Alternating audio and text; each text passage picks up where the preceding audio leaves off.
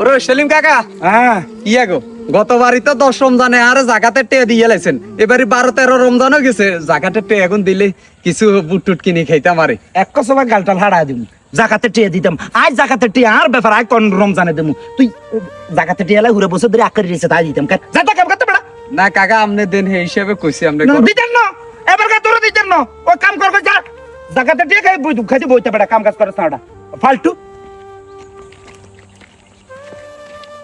কোরবান কাকা আমি ইয়া গো ভাইহুত, কি অবস্থা কি আরেন আছে ওই কতদূর কাম করিয়েন। ধরেন ঈদের বাজারতে কিছু কইছেন নাকি? না ওই আঙ্গো সেলিম ভাইসা আছে না, হ্যাঁ সেলিম ভাইসারে কইছি আর হেমি আরো গরম হয়ে গেছে, প্রতিবারই তো 10 রমজানে জাকাতের টেয়া দিয়েলা, হ্যাঁ। আর পর আরো গরম হয়ে গেছে, কি কমু বাজ। আচ্ছা শুনুন, ধরেন এখানে রাখেন ওই ঈদ উপলক্ষে এখানে কিছু ঈদের সামগ্রী আছে, আপনারা আপনার ঠিক হয়েছে বাইতেগুলা আপনার বাচ্চা কাচ্চা আছে। না আপনি কষ্ট করে এনেছেন কা, আর যাইলে তো আয় দিয়ে। আরে না সমস্যা নাই, এগুলা বাইতলি যান গুজান কেন দোয়া করিয়েন কেন। ঠিক আছে ভাই তুই।